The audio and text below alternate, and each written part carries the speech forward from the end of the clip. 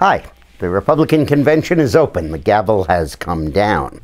Now, these conventions largely are going to be evening affairs. The schedule of speakers is lined up starting at about 7 Eastern time and going to 11 p.m. at night, basically during prime time. The televised portion of the convention by the networks will be 10 to 11 Eastern. But don't let that fool you. In past polling that I've done, I've learned that a large portion of the electorate actually watches the whole thing on C-SPAN. So every part of it is important. And even if the networks and the cable stations do cutaways for stuff, many of the voters are just watching what's happening on the platform, just like the C-SPAN covers Congress.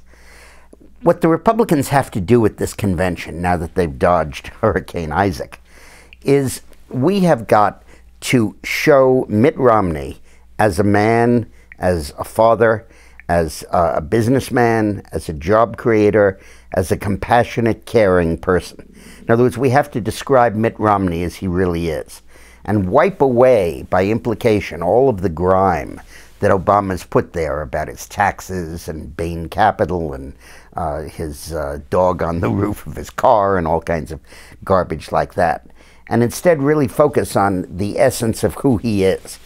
It's a funny thing because Romney, while he's been running for a year and a half, and before that ran in 2008, never really has had the chance to tell us who he is.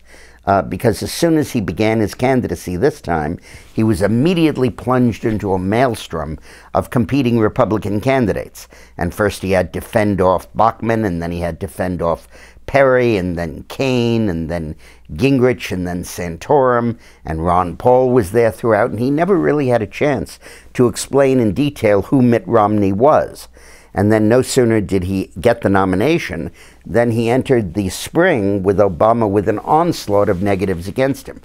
And Romney, whether wisely or not, decided to focus on Obama's economic record and go after that rather than defending himself. So now we have at this convention a real opportunity to see who the real guy is. And it's going to begin tonight with Ann Romney's speech, which will flesh out the emotional side of who he is and his superb conduct during her 2 crucial illnesses. And as the convention unfolds, we'll see more and more of Romney until finally we get him to give an hour-long speech by himself explaining who he is and why he's in politics and what the deal is. And I think that this is going to be very important. In fact, I think Tuesday, Wednesday, and Thursday will be the 3 crucial days in this election, today, tomorrow, and the day after.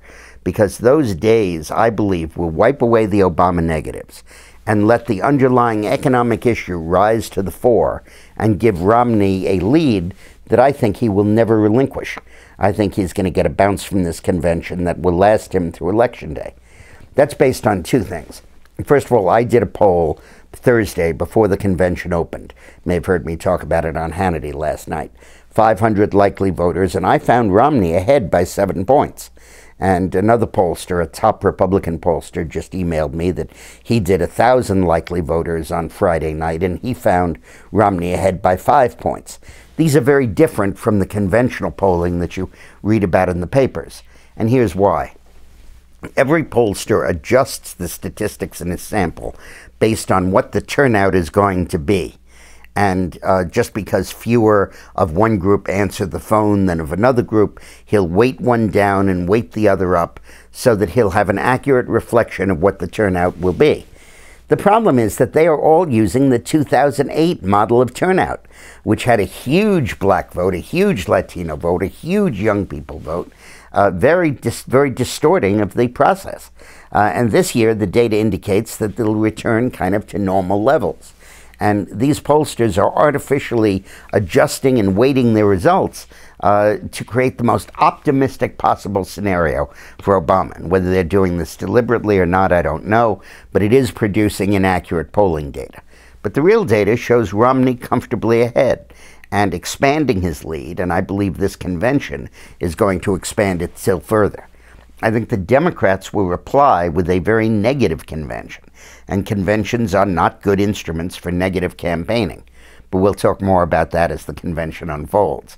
Tomorrow morning in my regular lunch alert, I'll be talking about the Ann Romney speech tonight and my reaction to it. While the speech is being given between 10 and 11 p.m. Eastern Time, I'm going to be online at dickmorris.com, like I did during the debates, posting a running commentary as the speech unfolds, saying, wow, that was a great line, or ooh, she's on shaky ground here, and kind of giving you my feeling as it's happening, as each of the speeches happen. And I'll be doing that during the primetime segments of each of the conventions. So it'd be a good fight. It'd be a good convention. I think we could do well. When this is over, you'll see a thing on the screen to sign up to get my videos emailed to you. Please fill it in because I'll be giving you bulletins as the campaign evolves, and you won't always know to check the website. Thanks very much for watching.